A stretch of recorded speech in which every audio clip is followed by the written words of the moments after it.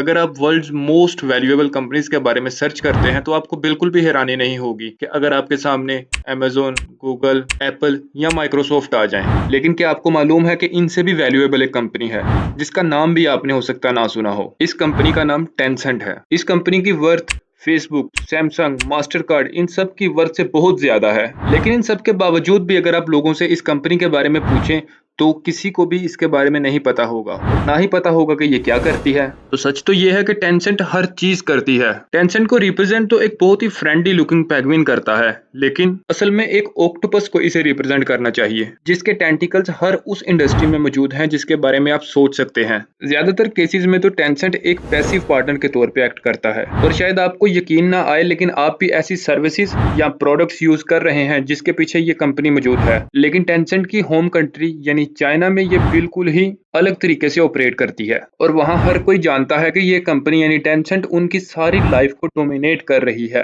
क्योंकि टेंसेंट ने चाइना में एक ऐसा टारगेट अचीव कर लिया है जो किसी भी और कंपनी के लिए बिल्कुल ही इम्पॉसिबल है। यानी एक ऐसी ऐप तैयार कर ली है जिसकी वजह से ये कंपनी पूरे चाइना पर हुकूमत कर रही है। इस ऐप का नाम वुई चैट है। ये एक ऐसी ऐप है जिसके अंदर हर ऐप मौजूद है। यही वजह है कि चाइना की 1.4 बिलियन पॉपुलेशन हर रोज इस ऐप को 4 घंटे एवरेज यूज करती है। ये तो उस एवरेज से बहुत ही ज्यादा है जिसमें बाकी सारी कंट्रीज के लोग एवरेज एक दिन में सोशल मीडिया यूज करते हैं। वही चैट को इस्तेमाल करने की सबसे बड़ी वजह यह है कि इसके अंदर हर वो ऐप मौजूद है जो आपकी जरूरत पूरी कर सकती है। यानी इसके अंदर Facebook, PayPal, WhatsApp, Netflix, Google, Spotify, Uber, Yelp, Tinder, Zoom, YouTube, Deliveroo, Amazon जैसी और बेशुमार ऐप मौजूद हैं। तो इस चीज़ में तो कोई शक नहीं कि इस एक ऐप के इस्तेमाल की वजह से उनकी ज़िंदगी में काफ़ी आसानियां आ जाती हैं। यानी उनकी हर चीज़ एक ऐप और एक प्रोफाइल से ही कनेक्ट की जा सकती है।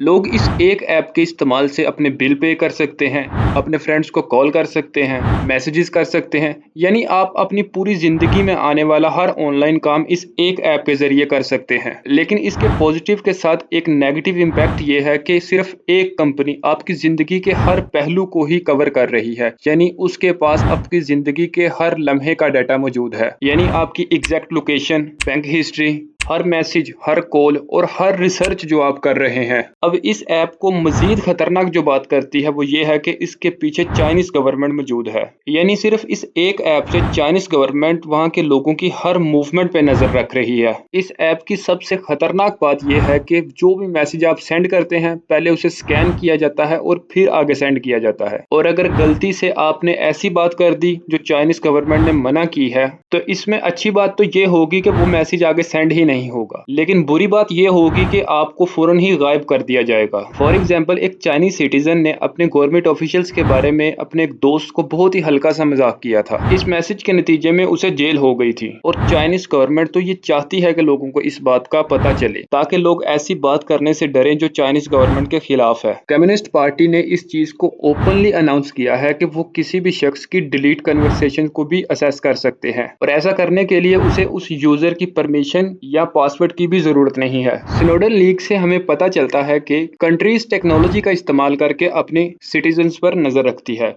लेकिन चाइना तो इसे एक नेक्स्ट लेवल पर ही ले गया है।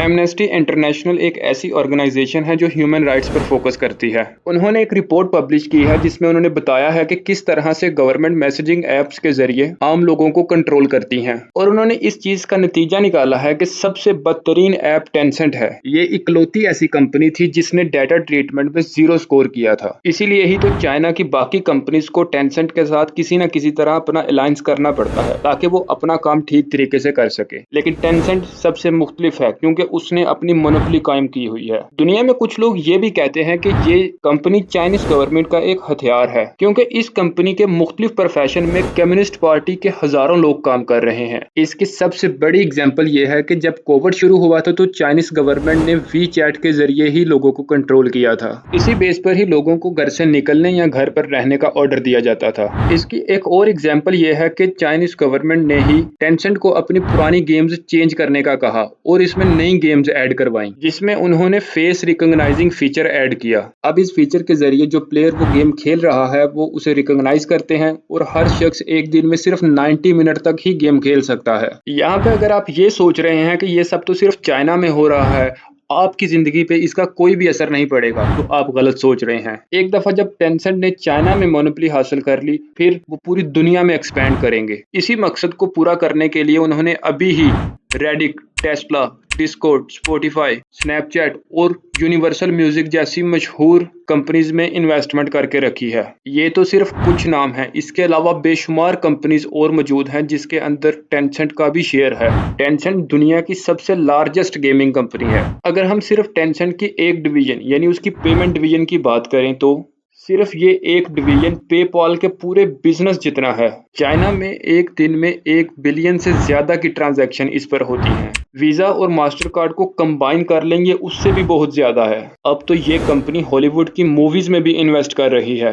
जिसकी सबसे बड़ी एग्जांपल मैन इन ब्लैक है। अगर हम सादा अल्फाज में बात करें तो इस चीज का अंदाजा लगाना भी मुश्किल है कि ये असल में कितनी बड़ी कंपनी है। इसके बारे में वेस्ट को अभी आइडिया हुआ है कि चाइना किस तरह टेंसेंट के जरिए पूरी दुनिया को कंट्रोल करने की कोशिश कर रहा है। सिर्फ इसी वजह से ही ट्रंप ने अमेरिका में वही चैट पर पाबंदी लगा दी थी। टेंसेंट कंपनी को दो तरह से देखा जा सकता है। एक तो ये कि ये बहुत ही सक्सेसफुल बिजनेस स्टोरी है, यानी एक वक्त में इस कंपनी के पास सिर्फ चंद हजार डॉलर मौजूद थे, फिर सिर्फ कुछ लोगों ने मिलकर इस स्ट्रगलिंग स्टार्टअप को दुनिया की सबसे बड़ी कंपनी बनाया। तो इससे हर इंसान को बेशुमार बिजनेस लेसन मिल सकते हैं और बिजनेस स्ट्रेटजीज मिल सकती हैं, क्योंकि जो भी इस कंपनी ने अचीव किया है वो लिटरली इम्पॉसिबल है। लेकिन अगर इसका दूसरा एस्पेक्ट देखा जाए तो टेंसेंट बहुत ही ज्यादा कंट्रोवर्शियल है, क्योंकि वो बहुत ही ज्यादा ब्रूटल और मोनोपोलिस्टिक प्रैक्टिसेस कर रही है, अपने कंपटीटर्स को क्रश कर रही है और दूसरों की प्राइवेसी को वायलेट कर रही है और अपने कंपटीटर्स के लिए पुअर वर्किंग कंडीशंस पैदा कर रही है। इसीलिए बेशुमार कंट्रीज अब इसे नेशनल सिक्योरिटी थ्रेट के तौर पर देख रहे हैं, क्योंकि इसका ज्यादातर ताल्लुक चाइनीज गवर्नमेंट से है। मेरा यहाँ पर सिर्फ एक ही सवाल है कि क्यों इस कंपनी को सबसे कम डिस्कस किया जाता है।